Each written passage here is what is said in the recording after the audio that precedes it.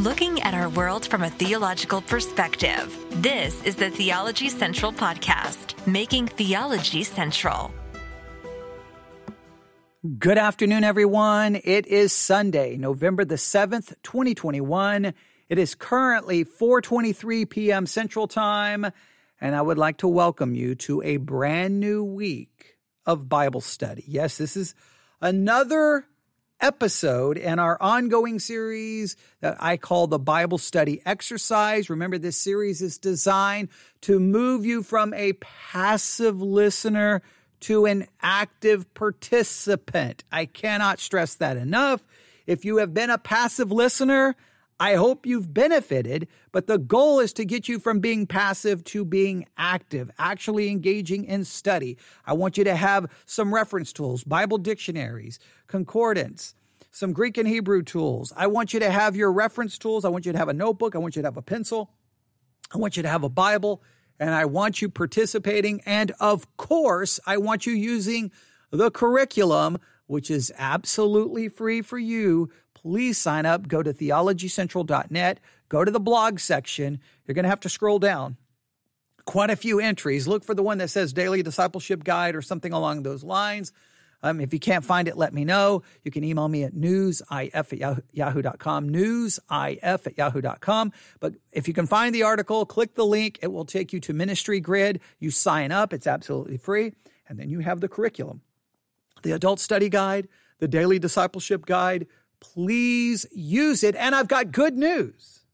We have finally caught up. We are going to jump ahead so that we are on the current week of Bible study according to the curriculum. So we have finally caught up. I know we had to skip some lessons, but you can go back and look at them if you're looking at the curriculum for additional studies on your own. If there's anything in the previous curriculums and the previous sessions in the curriculum that we skipped, if there's something you want me specifically to look at or to study or to do any studies on, you just email me, tell me what it is, and I will make it a priority. But we are going to catch up, and that means we've got a lot to do this week. This week should be a very, very good week of study. I hope you're ready. I hope you're ready to participate.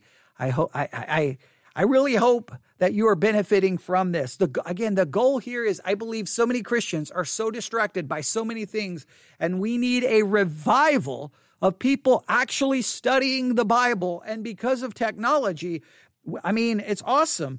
I can turn on the microphone Monday, Tuesday, Wednesday, Thursday, Friday, Saturday.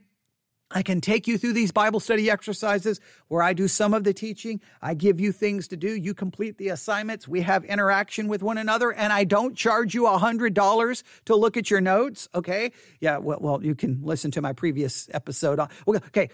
I won't go back through that, but we can hopefully engage, encourage, exhort one another by that engagement. That engagement in Bible study is so important. So please do the study. Please contact me. Let me know. Show me what you're doing. Let me know if you have questions, difficulties, and I will make that a priority. So we have a lot to do. Are you ready? Before we go to the curriculum, all right? If you have access to the curriculum, go ahead and log in.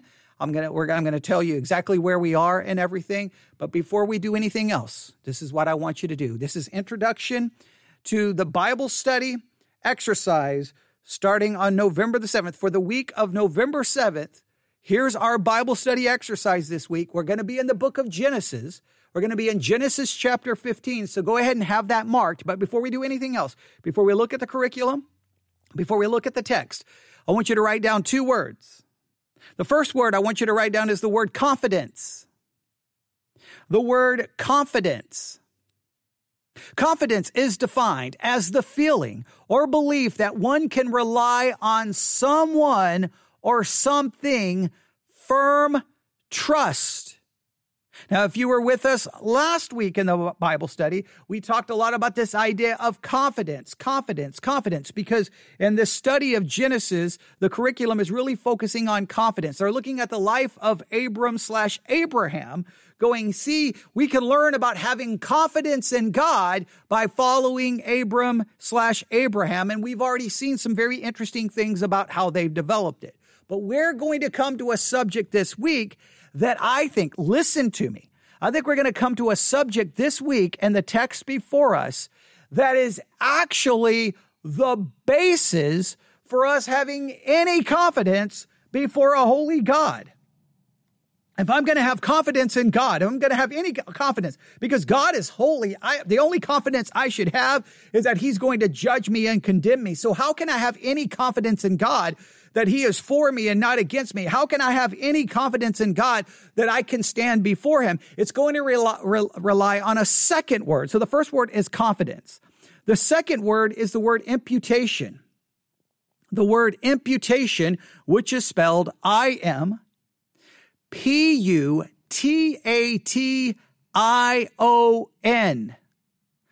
I-M, P-U-T-A-T-I-O-N, imputation. This week, we're going to talk about confidence, and we're going to talk about the only reason we can have any confidence is because of imputation. Now, I do not know if the curriculum is going to go in this direction, but remember, the curriculum has always been there to supplement, to add to. I take our studies wherever I think the text takes us, and I think it takes us directly into the subject of imputation. So at least at the beginning of this week, I want you to become an expert. I want you to master the doctrine, the theology of imputation. I want you to be a walking expert. If anyone even mentions the doctrine of imputation or the theology of imputation, I want you to be able to go, no, here we go. Boom, boom, boom. I'm going to give you resources. This is going to become your focus. And I'm going to show you how the text, I'm going to drive the text based off this subject of imputation. And I think confidence is directed to imputation. I don't know if the curriculum is going to go in that direction. If the curriculum doesn't, I'm going to say it's wrong. I'm going to be that blunt. I'm going to say it's wrong because I believe imputation is maybe the theological concept that has been completely abandoned by the very people, Protestants, non-Catholics, who should be the defenders of the doctrine of imputation. We should be the defenders of it. We should know it. We should be able to teach it. We should be able to defend it. We should be able to explain it. And we should make sure that the rest of our understanding of salvation is consistent with it. I hear so many Christians who say things, and I'm like, you are literally going against the doctrine of imputation. You're literally going against it. I have been talking about this now, it feels like for years, but now the curriculum just handed it to me. It really did, okay? Here we go. So if you have access to the curriculum, log in. Look for Unit 2, Session 4. Unit 2, Session 4. Unit 2, Session 4, that is the session we are on for this week. Unit 2, Session 4. Obviously, we skipped at least one. We skipped Session 2 and Session 3. We did Unit 2, Session 1, and then we skipped to Unit 2, Session 4. But that's okay. You can go back and look up the other ones if you would like. And by all means, do so. Read all of the passages, all right? And if you have any questions, let me know. But this week's study is called Confidence and Seasons of Uncertainty. Confidence and Seasons of Uncertainty. I want you to write this down. How can I have confidence in seasons of uncertainty? I want you to write it as a question. How can I have confidence in seasons of uncertainty? I'm going to do it like a catechism. How can you have confidence in seasons of uncertainty? Answer: imputation. In the Christian life, you are going to be confronted with thousands of things that doesn't make sense, that are confusing, that is just hard to understand. But the one answer you need is the doctrine of imputation, because that is something you can cling to when nothing else makes sense. When you're confused by others, when you're confused by yourself, when you're confused by circumstances, when even you're confused by God, you can cling to imputation. And I think the text before us is going to present that. This week's text is Genesis chapter 15, verses 1 through 6, and verses 13 through 16. Genesis chapter 15, verses 1 through 6 and verses 13 through 16. Now, obviously, here's so I've told you what to write down. Confidence in the seasons of uncertainty, or how can you have confidence in the seasons of uncertainty? And then write down answer, imputation, 13 exclamation points. All right. I cannot. Confidence and imputation. Those are the two words. Then I want you to write down the question. How can you have confidence in seasons of uncertainty? Then I want you to write down the word imputation with, again, I'm telling you, 13 exclamation points. I know additional exclamation points doesn't really add anything to it. According to the punctuation experts, I don't care what the experts say. Write down the 13 exclamation points. I want you to see that we are trying to make a major point this week, okay? I have a bottle of water in my hand. I'm getting ready to take a drink of water.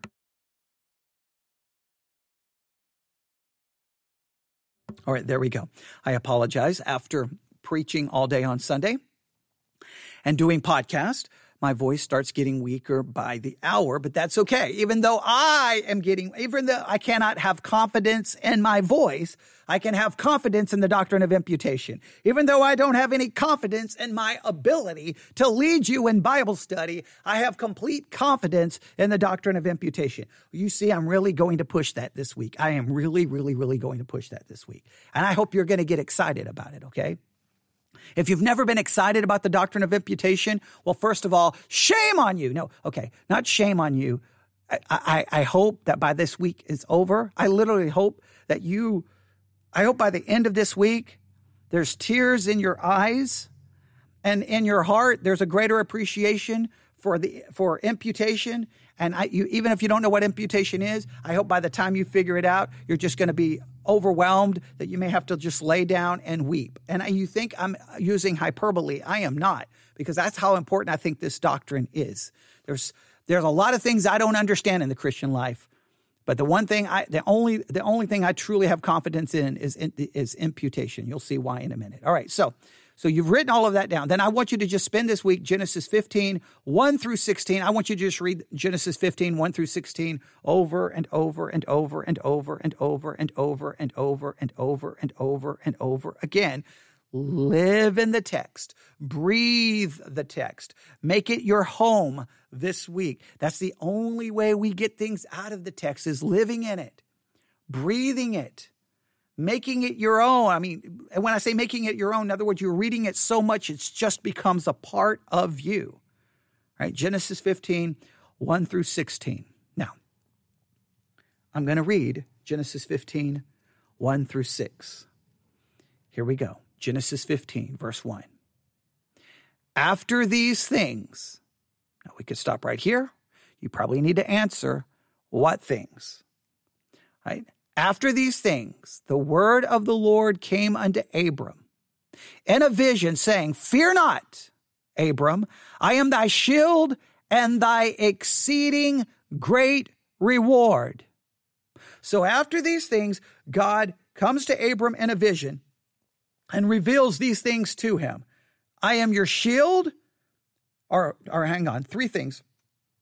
He reveals three things. Fear not. So really, it's kind of an encouragement. Well, we'll say revealed three things.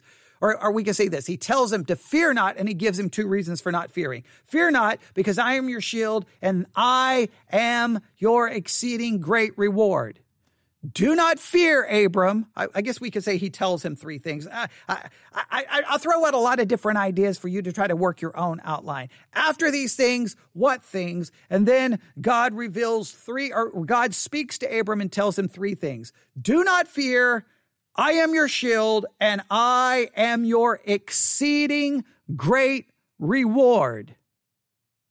Now, there's a lot of questions we could have here. How was God Abraham's great reward?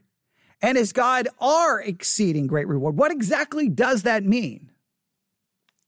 Verse 2, and Abram said, Lord God, what wilt thou give me? Now, this is fascinating to me. God says, hey, don't fear. I'm your shield. I am your exceeding great reward. And Abram's response to being told that God is his great reward is... It's hard to read with a straight face. What will you give me?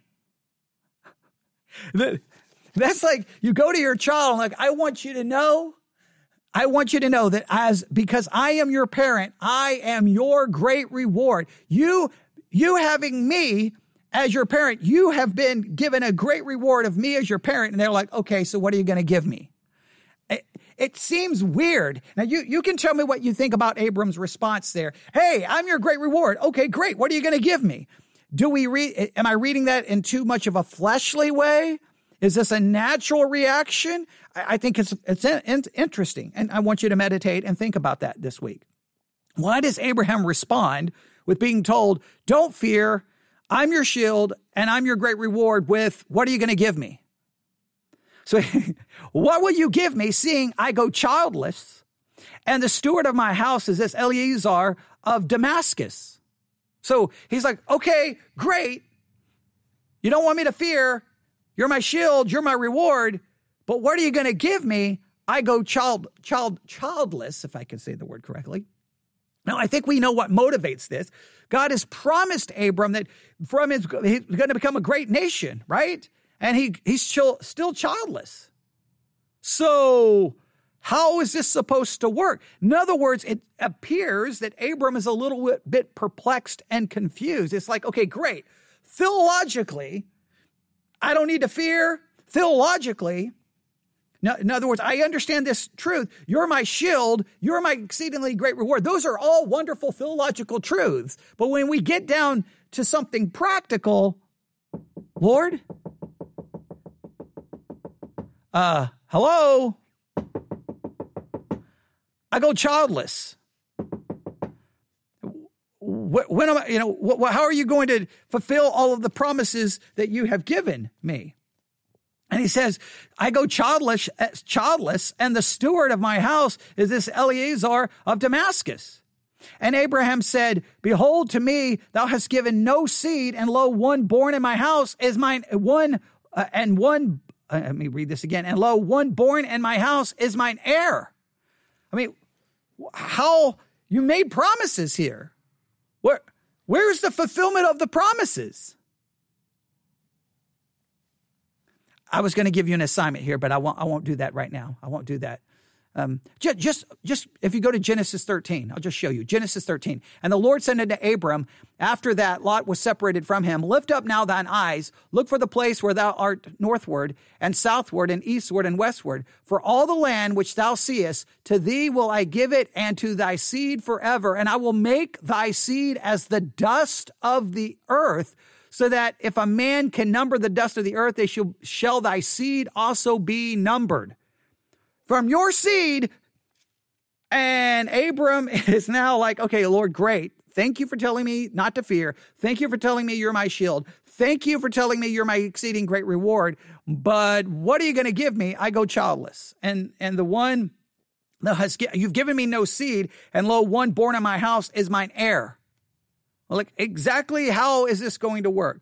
Verse 4, and behold, the word of the Lord came unto him, saying, this shall not be thine heir, but he that shall come forth out of thy own bowels shall be thine heir. All right, so no, it's not going to work that way. The one that comes from you, that's going to be your heir. And Abram's got to be thinking, whoa, it's been a while. What? A lot has happened here. And if you go back, if you go back to chapter 13, Lot, who is related to Abram, is separated from him.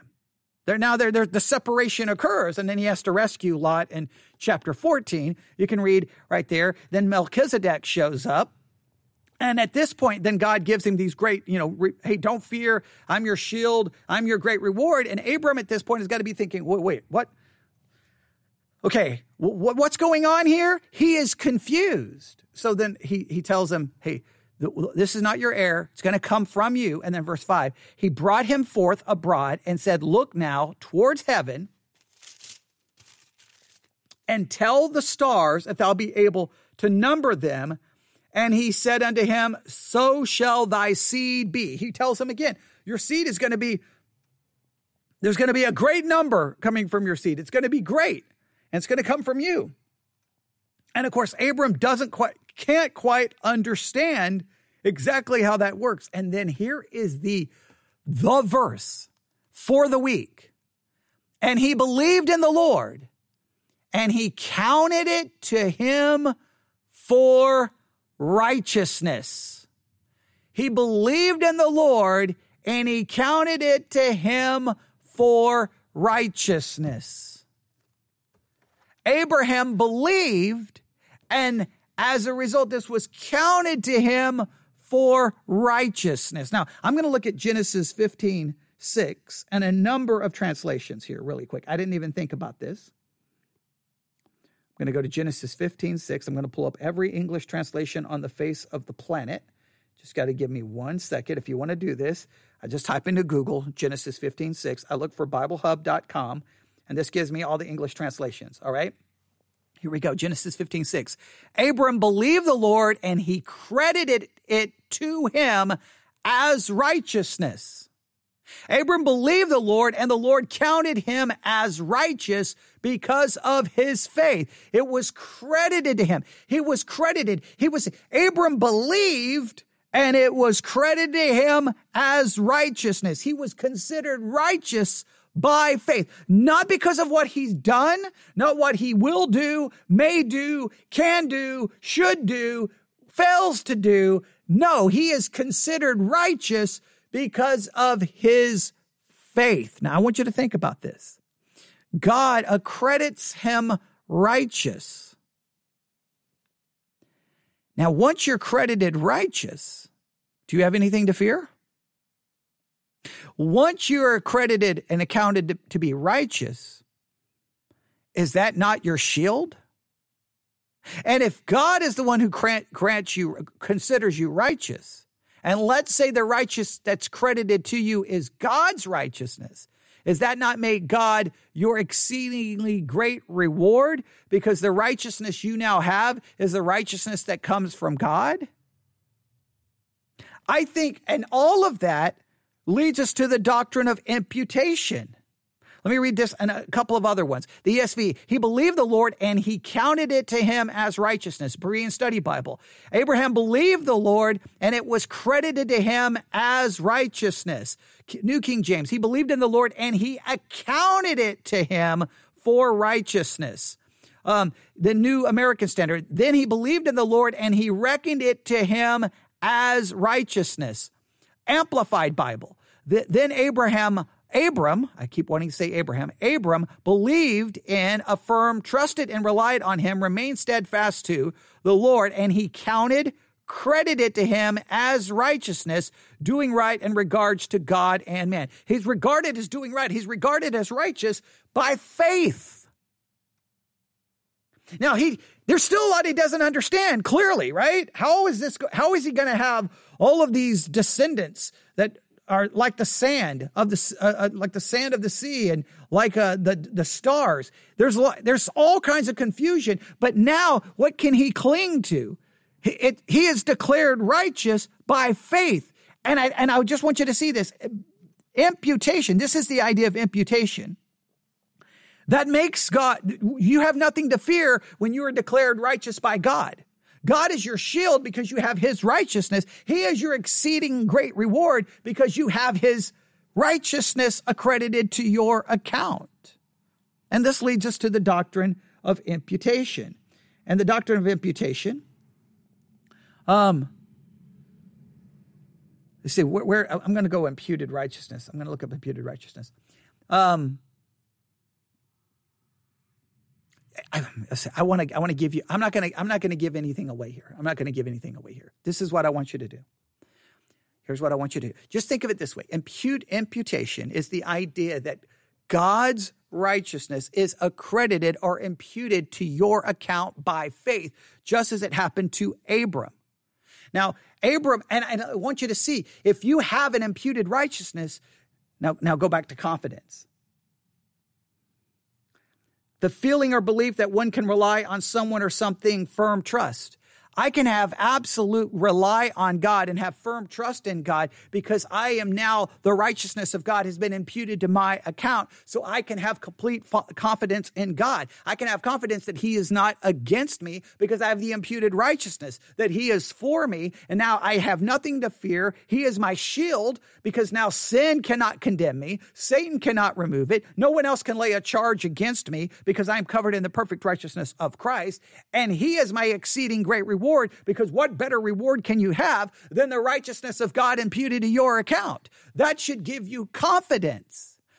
There's a million things I don't understand. There's promises in the Bible. There's all kinds of things in the Bible. I don't understand this. I don't understand this. But I know this, that because of the imputed righteousness of Christ, I am declared righteous before God. I am declared perfectly righteous and holy before God. That gives me confidence. Other things I don't understand. I know that if I look to myself, I don't have confidence because I sin and I fail and my mind is filled with doubt and confusion and I don't understand. But if I have an imputed righteousness, then I can stand with confidence. That is why this is such an important concept. And it's found right there in Genesis 15:6. So here's what I'm going to give. I'm going to have you do this, all right? First, look up in a Bible dictionary. Right? If you have the Nelson's Bible Dictionary, whichever Bible dictionary you can find, look up imputation. Look up imputation. All right? Imputation, charging or reckoning something to a person's account. Charging or reckoning something to a person's account. God reckoned righteousness to Abram because Abram believed. So by faith, he's declared righteous. And listen, Abram is going to do unrighteous things and questionable actions moving forward. But he can have confidence, even though when things don't make sense, even when he doubts. Look, he believes God. And this is what's crazy. He believes God here. It's accredited him as righteous. He's declared righteous. But he's going to have some periods. In fact, that's Genesis 15:6, right? That's Genesis 15:6. If you jump down to chapter 16, what happens? He believes, he's declared righteous. In chapter 16, Abram's sleeping with another woman who's not his wife. Now you say, well, wait a minute. Did he believe enough? Well, he believed enough to be declared righteous. But in chapter 16, he's sleeping with another woman. Now, how can you have confidence? Well, the confidence is in the imputed righteousness. It's not even in his own self. It's just, but I want you to look up in the dictionary imputation, all right? I want you to look up at imputation. And as you look up imputation, I want you to think of imputation three ways. I want you to think of imputation as far as Adam's sin, imputation as far as our sin, and imputation as far as the righteousness of Christ. I want you to think of imputation from three perspectives: Adam's sin, the believer's sin, and the righteousness of Christ. I want you to understand those three perspectives of imputation. Right? Bible dictionary, imputation. Look it up. Then I want you to go to Theopedia.com. Theopedia.com. That's Theopedia. Theopedia.com. Theopedia.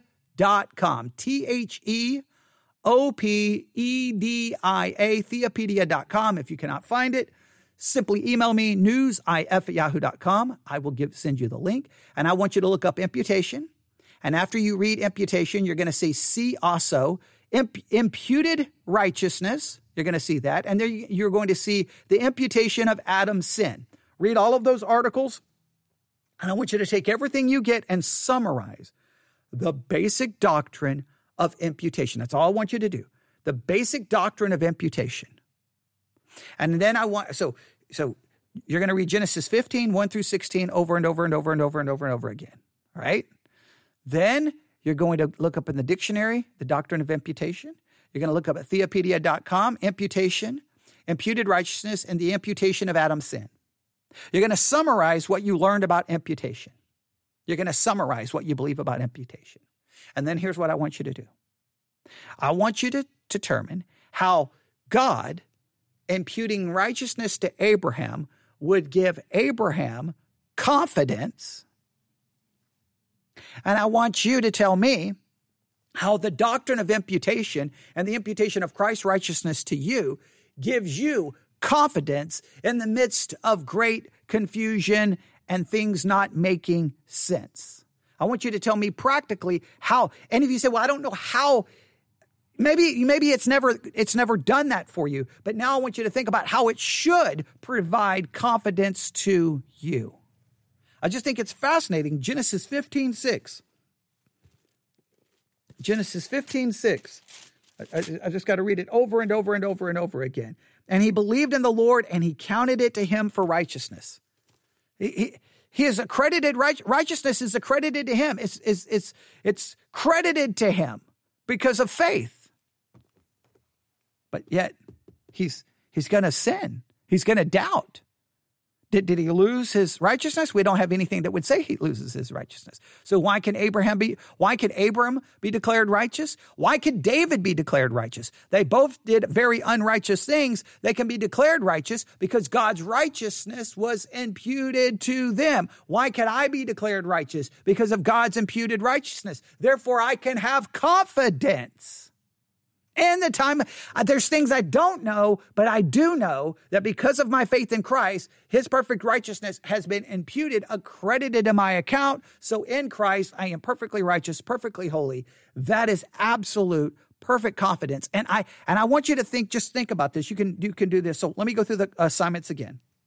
Genesis 15:1-16. Live with it, breathe it, drink it, eat it all week. All right. Ask questions. Then I want you to become an expert on the doctrine of imputation. Bible dictionary. I want you to think of imputation, 3 parts: Adam's sin, our sin, Christ's righteousness.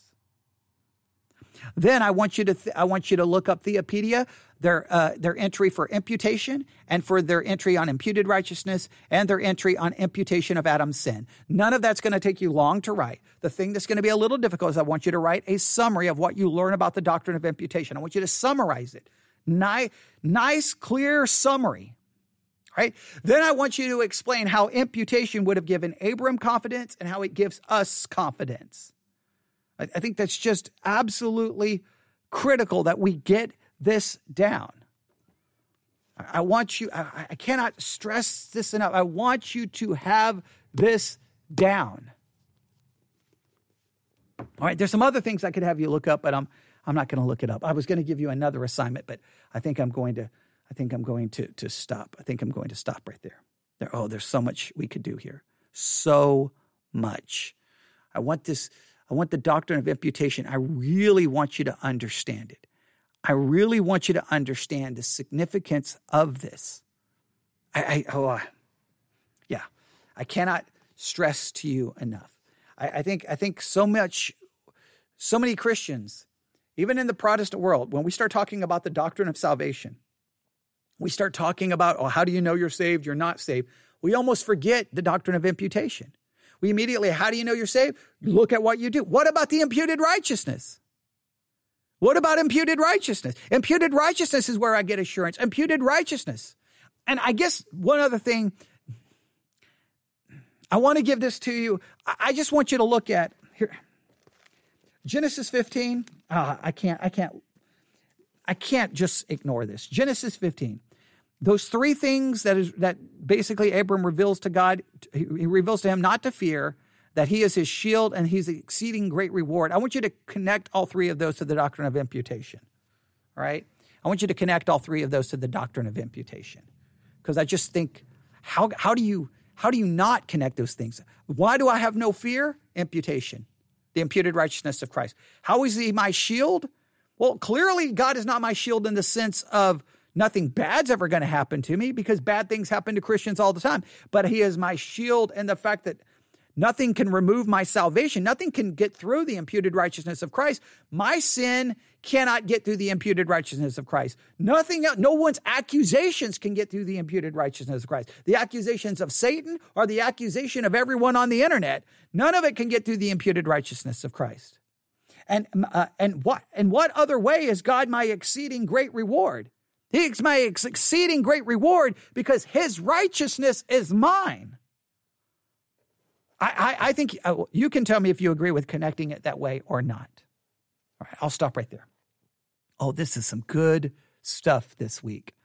Imputation, imputation, imputation, imputation. All right, now this is going to be one of those weeks. I don't really know how many different, who knows? I may come up here and every time I'm here, I turn on the microphone. I may just give you this a lot this may just be handed for you to work on this week. All right. Now, again, Bible study exercise. I do some of the teaching. I'm trying not to do as much teaching as I want. I want to just go in a full-blown doctrinal dissertation on the doctrine of imputation. But I've done so many studies on the doctrine of imputation that I cannot even count, because I believe that this is the doctrine that Christians and Protestants just forget. They start arguing about salvation, start arguing about things, whether, easy believism, free grace, lordship, salvation, and while everyone's arguing, sometimes I'm just screaming like, how about the doctrine of imputation? What is the basis of my salvation? Not what I do or can't do. How do I know I'm saved? Not on the basis of some arbitrary test that you think I have to pass. It's because of the imputed righteousness of Christ that I receive by faith alone. His righteousness is declared to me, and I stand before God perfectly righteous, holy. And all of my sin was paid for because my sin was imputed. We can talk about, imputation. My sin was then accredited to Christ, and he died. My sin was judged on Christ. I mean, you can't talk about salvation without understanding imputation. Adam's sin, my sin, Christ's righteousness. There's 3 aspects to imputation. You must be an expert on this. You must be. And I think that in life, Abram's trying to figure this all out. Remember, he was called to leave everything behind. We talked about all of that. There's some struggle. He ends up staying in Haran, possibly for 5 years. He ends up bringing Lot with him. All of these, then all the difficulties that arise with Lot. It's just been a lot of ups and downs in this journey. A lot of confusion. There's more confusion to come. He's going to end up sleeping with another woman to try to produce that heir that God promised him. So it's interesting. You could argue, so what did Abram believe? He believed, and it was counted him as righteousness. Did he believe that God was going to give him an heir? So then why is he sleeping with another woman? Or is it just that he was saying, Lord, I trust in you. I believe in you. Because I think sometimes we can believe in God, but still not question and doubt how he's going to fulfill some of those promises. Does Abraham believe God? I believe in you. I still don't know how I'm going to have my seed is going to be like all the stars in heaven. I still don't know how you're going to pull that. In other words, was it a complete belief that God was going to do it? Because if it was, why in the next chapter is he sleeping with another woman? I think he believed in God. Look, I believe in you. I trust in you. I'm still confused. I still don't know what you're doing. I still don't know how you're going to do this. And you see their confusion and struggle. But he believed in God. I think we can believe in God and still be confused by God. I think we can believe in God and there still can be doubt about what God is doing and why he's doing it. I think that that's perfectly okay. But as long as I believe in God, it's accredited unto me for righteousness. And then my confidence is not found in circumstances. It's found in the imputed righteousness. I just think that this is absolutely critical to understanding Abram's life. All right. Can't wait to hear your thoughts. Email me this week, newsif@yahoo.com, newsif@yahoo.com. Let's talk about it this week. Let's talk. Let's chop it up. Let's break this down. Let's encourage one another. Let's exhort one another.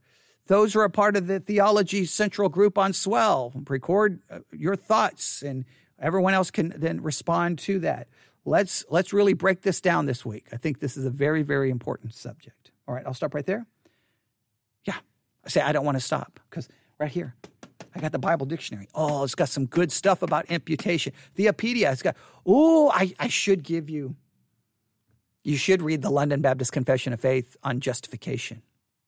But there's so much we could read here, but we won't do that right now. Let's just do what I've given you. And if you have any questions, you need me to repeat anything, just email me or just back this up and listen to it again. All right. Everyone have a great day. All right. Great evening. God bless.